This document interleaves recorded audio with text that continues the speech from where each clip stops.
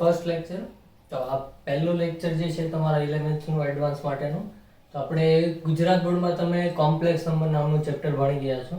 તો એ complex number નામનું આપણે ચેપ્ટર ચાલુ કરીશું અને સેટ જે ચેપ્ટર તમને ચલાવે છે બીએમ સર, તો સેટ ચેપ્ટર જે છે એનું કોઈ ક્વેશ્ચન આવતા નથી JEE-માં. તો દેટ્સ વાય એને છેલ્લે એકવાર આપણે રિવાઇઝ કરીશું. તો પહેલા ઇમ્પોર્ટન્ટ ચેપ્ટર છે કોમ્પ્લેક્સ નંબર, અને કોમ્પ્લેક્સ નંબરમાંથી સવાલ હોય જ છે દર વખતે. સો કોમ્પ્લેક્સ નંબર ચેપ્ટર પહેલેથી થિયરી ઘણી બધી હશે, તો પહેલેથી થોડી સેપરેટ એવી બુક સારી એવી બનાવે કે જેથી થિયરીને એવું બધું લખે, અને પાછળ જે મેં જાતે દાખલા આપું એ તમે પાછળના સાઈડથી ગણશો, અને જે મેં ગણાવું છે આગળના સાઈડથી. તો તમે જ્યારે બી એક્ઝામ લેવાય તો પાછળના સાઈડના દાખલા તમે ફર્સ્ટ પ્રિફર કરો, પછી આગળના જે છે મેં ગણાવેલા જે છે. તો બુક સારી એવી બનાવશે કે જેથી છેલ્લે આપણને કામ આવે. પછી એવું નહીં થવું જોઈએ કે છેલ્લે કંઈ મળતું જ નથી. એટલે ચેપ્ટર ચાલુ કરીએ. તો ફર્સ્ટ ઓફ ઓલ કોમ્પ્લેક્સ નંબરમાં તમે એક મોસ્ટ ઇમ્પોર્ટન્ટ થિંગ ભણ્યા હશો કે એનો સેટ જે છે પહેલાં તો C વડે ડિનોટ થાય છે.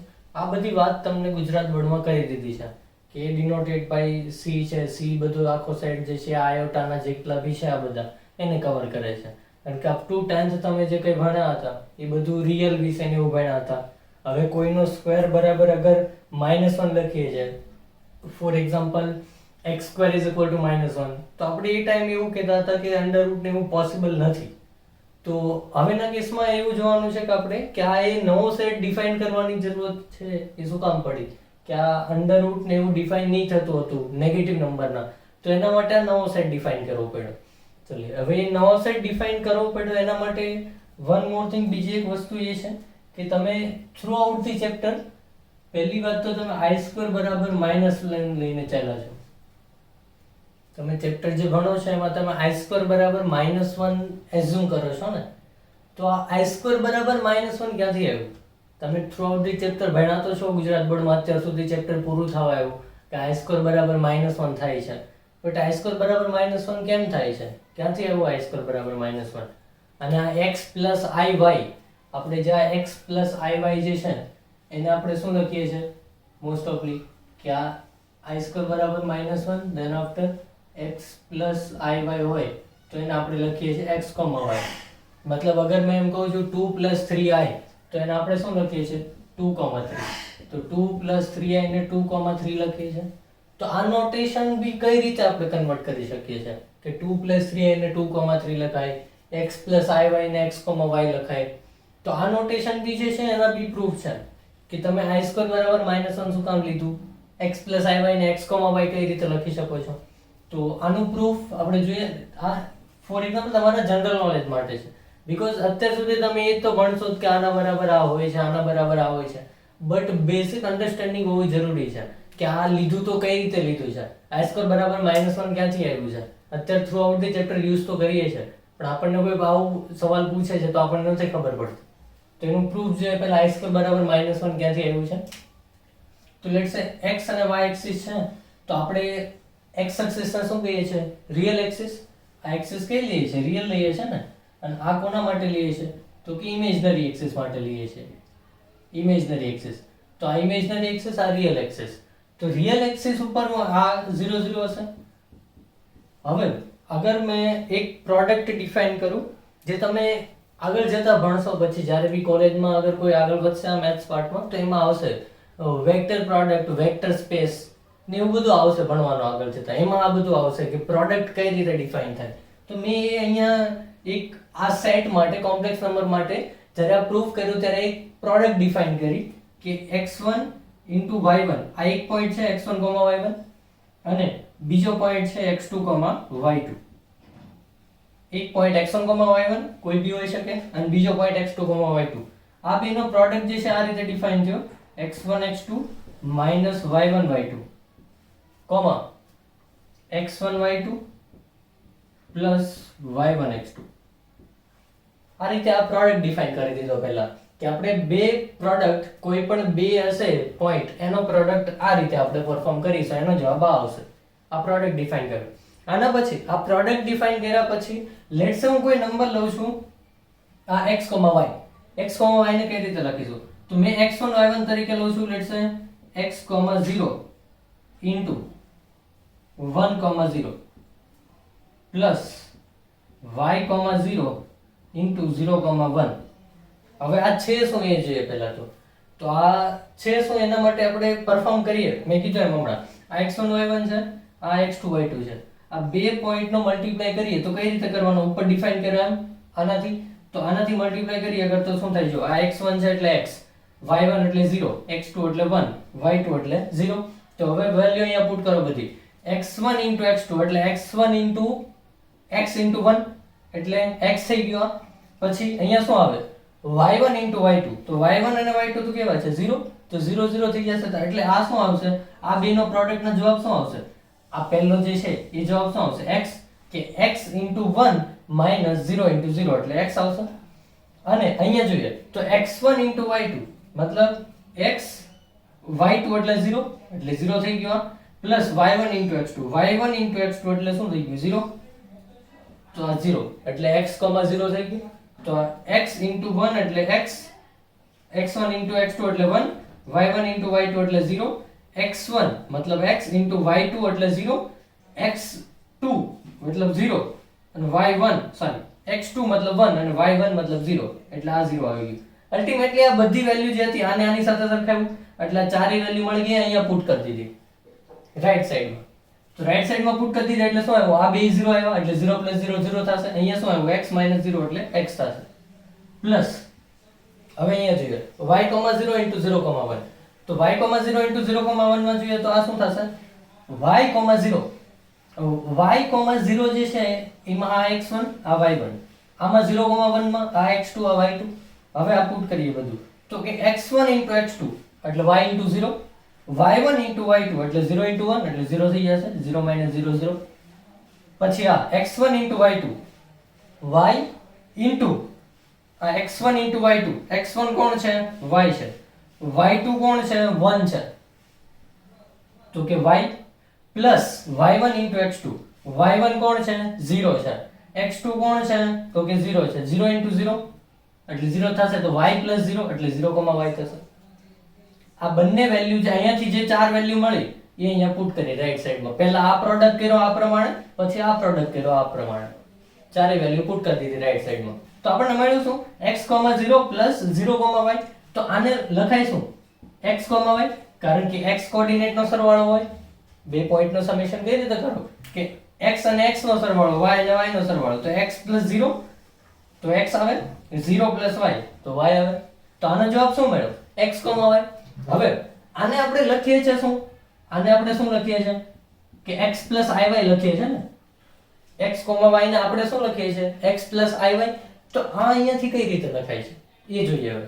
તો જો x 0 x, 0 x, 0 મતલબ x એક્સિસ ઉપર હોય કે 1, 0 મતલબ b x એક્સિસ ઉપર હોય. તો આ લેન્થ 1, 0 મતલબ શું હોય? 1 યુનિટ. એટલે 1, 0 એટલે 1 યુનિટ. x, 0 એટલે x યુનિટ. અને બે કેવા છે? x એક્સિસ ઉપર. તો હું એમ કહું x into 1 એટલે જવાબ શું આવવાનો છે? x જ આવશે. x એક્સિસ ઉપરની વેલ્યુ આપણે હું એમ કહું x એક્સિસ ઉપર 5 સેન્ટીમીટર તો એને 5 બોલો યા 5,0 બોલો, યા હું એમ કહું x એક્સિસ ઉપર 1 સેન્ટીમીટર તો એને 1 બોલો યા 1,0 બોલો. એ જ થશે ને. 1 સુધી ચાલો એટલે 1,0 હોય પણ ડિસ્ટન્સ કેટલું થશે? 1 થશે. તો અહીંયા બી એ જ છે. x જેટલું ડિસ્ટન્સ into 1 જેટલું ડિસ્ટન્સ એટલે શું થાય? x આવે જવાબ. x into 1. હવે અહીંયા જોઈએ. અહીંયા અલગ અલગ છે એક્સિસ. અહીંયા પોસિબલ નહીં બને. અહીંયા તો સેમ એક્સિસ હતી એટલે સીધું થઈ ગયું. અહીંયા અલગ અલગ છે. જો y, 0 એટલે x એક્સિસ ઉપર પણ 0,1 એ ક્યાં જાય? y એક્સિસ ઉપર. તો અહીંયા પોસિબલ નહીં બને કે આ x એક્સિસ ઉપર y અને y એક્સિસ ઉપર 1. તો આ બેનો પ્રોડક્ટ નહીં થાય. અહીંયા તો સેમ એક્સિસ હતી એટલે હું એમ કીધું ભાઈ આ એક્સિસ ઉપર 5 સેન્ટીમીટર ચાલુ છું અને ઇન્ટુ બીજો જે 1 સેન્ટીમીટર ચાલે છે તો 5 into 1 5 થાય. સેમ એક્સિસ છે તો એમાં કહી શકો x into 1 એટલે x. અહીંથી બી જોઈ શકો છો આ બેનો પ્રોડક્ટનો જવાબ શું આવ્યો હતો? તો કે x, 0. તો x, 0 મતલબ શું હોય? x. x, 0 મતલબ શું હોય? x. અહીંયા જોઈએ તો y, 0 અને 0,1 આ બે અલગ અલગ એક્સિસ છે. આ x એક્સિસ છે, આ y એક્સિસ છે. એટલા માટે આપણે અહીંયા સીધું નહીં લખી શકીએ. તો આપણે લાવવાનું છે x plus iy. આપણે આને શું કરીએ છીએ? x આ જવાબ શું આવ્યો? x, y. આપણે આને લખીએ x plus iy. તો આ x plus iy ક્યારે બને? જો અહીંયા x આવ્યો આનો જવાબ પ્લસ y, 0 એટલે શું હોય? y. y,0 એટલે શું હોય? y. હમણાં કીધું એમ x,0 એટલે x, y,0 એટલે y. તો આ શું હોવું જોઈએ? જો આને આની સાથે સરખાવો તો આ x, y આવ્યો આનો જવાબ. પછી આપણે લખ્યું x આને x,0 એટલે પછી આ y,0 ને y લખ્યું. તો આપણે આને x + iy બી લખી શકીએ છીએ. તો y ને તો y આવી ગયું, પણ ઘટે છે કોણ હજી? i. તો એનો મતલબ શું થયો? 0,1 ને આપણે શું લેવું પડશે? i. આનો જવાબ x આવ્યો, આનો જવાબ y આવ્યો. 0,1 ને આપણે શું લેવું પડે? i. તો આ જવાબ આવે ને x + iy. તો એટલા માટે i બરાબર અહીંયાથી એક વસ્તુ પ્રૂવ થઈ ગઈ કે આપણે શું લેવું પડશે? 0,1. i બરાબર આપણે શું લેવું પડશે? 0,1. હવે જોઈએ આપણે i * i. આપણે તો i² જોઈએ ને, i². તો 0,1 * 0,1, 0,1 * 0,1. હવે જોઈએ અહીંયા ફરીથી આ પ્રોડક્ટ ને ફોલો કરવાની. તો આને ફોલો કરો તો x1 * x2 મતલબ 0 * 0 તો 0, માઈનસ y1 * y2 મતલબ 1 * 1 એટલે -1 આવ્યું. હવે જોઈએ x1 * y2, x1 * y2 એટલે 0 * 1 એટલે 0, y1 * x2, y1 * x2 એટલે 1 * 0 એટલે 0. ચલો હવે આ આન્સર શું આવ્યો? જો -1, 0 આવ્યો. આન્સર શું આવ્યો? 0 - 1 એટલે -1 અને 0 + 0 એટલે 0. તો આ આન્સર આવ્યો -1, 0. તો -1, 0 x એક્સિસ ઉપર છે. x એક્સિસ ઉપર હોય એટલે ડાયરેક્ટલી લખી શકો આ -1 છે. હમણાં આપણે લખ્યું હતું ને x, 0 હોય તો સીધું x લખાય. હું એમ કહું x એક્સિસ ઉપર 5 સેન્ટીમીટર ચાલવાનું છે તમારે, તો તમે 5 બોલો, યા ફિર તમે એને ગ્રાફમાં દર્શાવો તો શું દર્શાવો? 5, 0. તો અહીંયા હું એમ કહું છું -1, 0 લખું યા એને -1 લખું, બે સેમ જ થશે. તો અહીંયાથી આપણે પ્રૂવ શું થઈ જાય કે i² બરાબર આપણો જવાબ શું આવ્યો? -1. હાલાકી નહીં ખબર પડે તો કોઈ પ્રોબ્લેમ નથી, બટ આ વસ્તુ જે છે તમે આગળ જતા ભણશો. આ તો તમને એક બેસિક અન્ડરસ્ટેન્ડિંગ માટે બતાવ્યું, બીકોઝ બધું બાકીનું તો તમને ખબર જ છે. i² બરાબર 1 દર વખતે સવાલમાં યુઝ કરો જ છો, પણ આવ્યું છે ક્યાંથી આ i² બરાબર 1? મેઇન પોઈન્ટ એ હતો. એટલા માટે પહેલા મેં આ પ્રૂફ કરાવ્યું કે આપણે એ બધી તો વસ્તુ નોર્મલ ભણવાની જ છે, બટ કોઈ વાર બીજી બધી ઇન્ટરવ્યુ ને એમાં બધામાં જશો તો આ વસ્તુ ઇમ્પોર્ટન્ટ છે. તમને પૂછશે, તમને એ નહીં પૂછે કે તમે ત્યાં i² બરાબર 1 નો દાખલો ગણીને બતાવો. તમને એમ પૂછશે i² બરાબર 1 કેમ લ્યો છો, ક્યાંથી આવ્યું? આવા બધા ટ્રિકી ક્વેશ્ચન પૂછે. તો બેસિક અન્ડરસ્ટેન્ડિંગ બહુ જરૂરી છે. ગુજરાત બોર્ડ પૂરતું એસએમઈ છે, પણ આ મેઇન્સ એડવાન્સમાં આ વસ્તુ હોવી જરૂરી છે. પૂછાતું નથી આ વસ્તુ કે i² બરાબર -1 પ્રૂફ કરો, બટ આ એક નોલેજ હોવું જરૂરી છે આપણી પાસે. તો ફરીથી એકવાર રિપીટ કરી દઈએ છે કે આપણે x + iy ને x, y લખતા હતા, અથવા તો x, y હોય તો એને x + iy લખતા હતા. હવે અહીંયાથી આપણે એક મલ્ટીપ્લિકેશન ડિફાઇન કર્યો, એક પ્રોડક્ટ ડિફાઇન કરી કે x1, y1 અને x2, y2 બે પોઈન્ટનો મલ્ટીપ્લાય આ રીતે થશે કે x1, x2 - y1, y2 x1, y2 + y1, x2. હવે આપણે શું કર્યું? બે પોઈન્ટ લીધો અને એ શું આપવું જોઈએ? x, y. એટલે પહેલું જે લીધું પ્રોડક્ટ એ x, 0, 1, 0. સાફ આપણને ખબર પડે છે x, y લાવવું હોય પહેલું x, તો કયા બે પોઈન્ટનો ગુણાકાર થઈને x આપે? તો કે x * 1. x * 1 એટલે x જ થાય ને, તો મેં જ લીધું છે x * 1. તો x, 0 * 1, 0. તો આ બેનો પ્રોડક્ટ આનો મદદથી કર્યો તો કેટલો જવાબ આવ્યો? x, 0. હવે y, 0 * 0,1.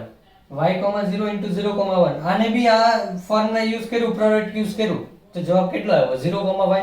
હવે આ બેનો સમેશન કરી દીધો, તો બે પોઈન્ટનો સમેશન કઈ રીતે થાય? હું એમ કહું 1,2 + 3,4. તો આ સમેશન કઈ રીતે થાય? તો કે x, x નો સરવાળો હોય, y, y નો સરવાળો હોય. તો x, x નો એડિશન કરો તો 4 + y, y નું કરો એટલે 6. એટલે આનો જવાબ શું આવે? 4,6. Like that. તો અહીંયા બી એ જ કર્યું. x, 0 + 0,y હોય તો શું આવે? x + 0 એટલે x, 0 + y એટલે y. એટલે કેટલા થયા? આ x, y આવી ગયું જવાબ. x + 0 x અને 0 + y એટલે y આવી ગયું. હવે x, y થી જ અમને જવાબ મળ્યો. હવે મેં કીધું એમાં x, y ને પાછું આપણે શું લખી શકીએ છીએ?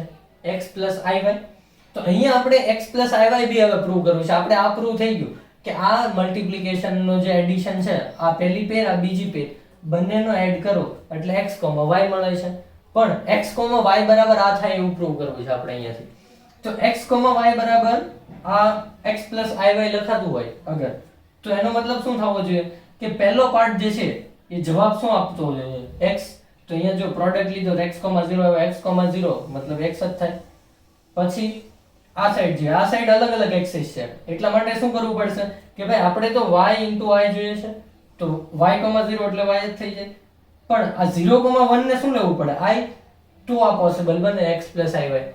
આપણને નથી ખબર કે i કોણ છે એટલા માટે આપણે ફાઇન્ડ કરવાનું છે કે આ x, y મળ્યું, આને x પ્લસ iy લખાય. તો x પ્લસ iy જો આને લખવું હોય તો i બરાબર શું લેવું પડે, તો કે આપણે અહીંયાથી જોયું તો કે આ x આવ્યું, આ y હતું, તો આને આપણે i લેવો પડે તો જ x પ્લસ iy થાય. તો આને આપણે i લીધું 0, 1 ને, તો i બરાબર 0, 1 એ આપણને મળી ગઈ વેલ્યુ અહીંયાથી. હવે આપણે i² જોતું હતું તો i * i કર્યું તો i² એટલે 0, 1 * 0, 1 ફરીથી અલગ આવ્યું પ્રોડક્ટ, તો 0 અહીંયા આવ્યું 0 - 1 અને 0 + 0, તો -1, 0 આવ્યું મતલબ આન્સર આવ્યો -1. તો i² બરાબર જવાબ તમને મળી ગયો -1. નાઉ નેક્સ્ટ જોઈએ. નેક્સ્ટ માં આપણે જોઈએ તો તમને કોઈ બી કોમ્પ્લેક્સ નંબર આપે z બરાબર x + iy, તો આના 3 પાર્ટ પડશે. પહેલો પાર્ટ કે જેમાં આ જે પાર્ટ છે x + iy માં x જે છે x એ રિયલ પાર્ટ કહેવાય, x જે છે એ રિયલ પાર્ટ કહેવાય, રિયલ પાર્ટ ઓફ z, અને y જે છે એ ઇમેજિનરી પાર્ટ ઓફ z કહેવાય.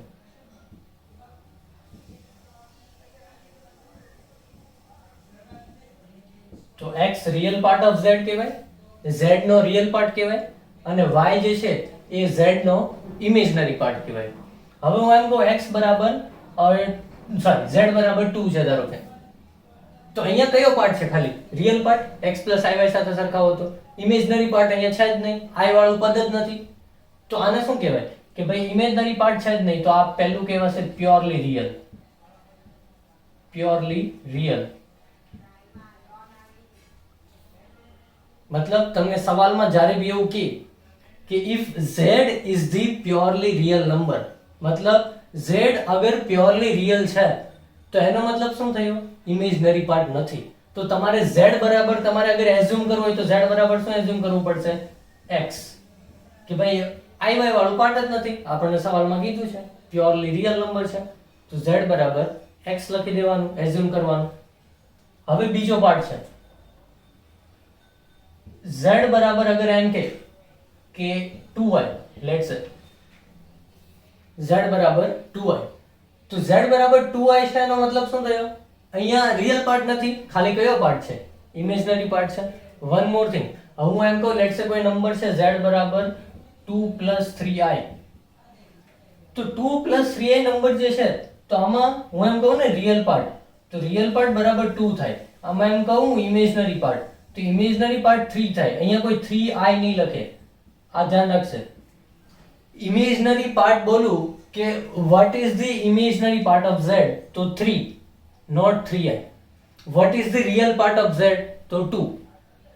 તો અહીંયા i જે છે એ ઓન્લી સિમ્બોલ છે, એ તમારે ઇમેજિનરી પાર્ટમાં ઇન્ક્લુડ નથી કરવાનો. અહીંયા i ને ઇમેજિનરી પાર્ટમાં ઇન્ક્લુડ નથી કરવાનો કે આ ઇમેજિનરી પાર્ટ કહો તો 3i નહીં આવે, 3i લખશો તો ખોટું પડશે. ઇમેજિનરી પાર્ટ કીધો તો i સાથેનું જે હોય એ ઇમેજિનરી પાર્ટ કહેવાશે, અને i વગરનું જે હોય એ રિયલ પાર્ટ કહેવાશે. ચલે, તો આ એક થઈ ગયો. અને આપણને એક બીજી વસ્તુ ખબર છે નોર્મલ, એટલે મેં નહીં કીધું કે આ મેં હમણાં કીધું તેમ આ 2, 3 હોય યા 2 + 3i, તો 2 x એક્સિસ ઉપર હોય અને 3 y એક્સિસ ઉપર. આ રિયલ એક્સિસ છે, આ ઇમેજિનરી એક્સિસ છે. હવે z બરાબર 2 હોય તો કયો પાર્ટ નથી રિયલ પાર્ટ નથી, ઓન્લી કયો પાર્ટ છે ઇમેજિનરી પાર્ટ, તો એને શું કહેવાશે પ્યોરલી ઇમેજિનરી નંબર. આ કેસમાં z જે છે પ્યોરલી ઇમેજિનરી કહેવાશે, આ કેસમાં z પ્યોરલી રિયલ કહેવાશે. ઇમેજિનરી પાર્ટ નથી તો પ્યોરલી રિયલ, અને રિયલ પાર્ટ નથી તો પ્યોરલી ઇમેજિનરી. નાઉ z બરાબર અગર 0 જોઈએ, z બરાબર 0, તો z બરાબર 0 ને આ રીતે બી લખાય ને, 0 + i 0 0 જ આવવાનું છે. z બરાબર 0 એટલે 0 પ્લસ આયોટા 0 0 જ આવવાનું છે. તો આ purely real as well as purely imaginary. मतलब z बराबर 0 प्योरली रियल भी છે અને પ્યોરલી ઇમેજનરી भी છે. શું કામ કે હું z બરાબર 0 છે તો એને z બરાબર 0 એ લખી શકું અથવા તો હું z બરાબર એને i into 0 લખું. જો z બરાબર 0 લખું તો ફર્સ્ટ પાર્ટ બન્યો કે કયો પાર્ટ નથી, ઇમેજનરી પાર્ટ નથી, i વાળો પાર્ટ નથી, તો એને પ્યોરલી રિયલ કહેવાય. અથવા તો હું એમ લખું z બરાબર આયોટા 0 તો z બરાબર આયોટા 0 લખું તો આ સેકન્ડ પાર્ટ બન્યો. તો કયો પાર્ટ નથી? રિયલ પાર્ટ નથી, તો પ્યોરલી ઇમેજનરી. મતલબ એને બે રીતે લખી શકાય છે. z બરાબર 0 ને i 0 જ જવાબ આપે છે, i 0 જ આપે છે, તો બે રીતે લખી શકાય છે. એટલે એના બે નામ છે.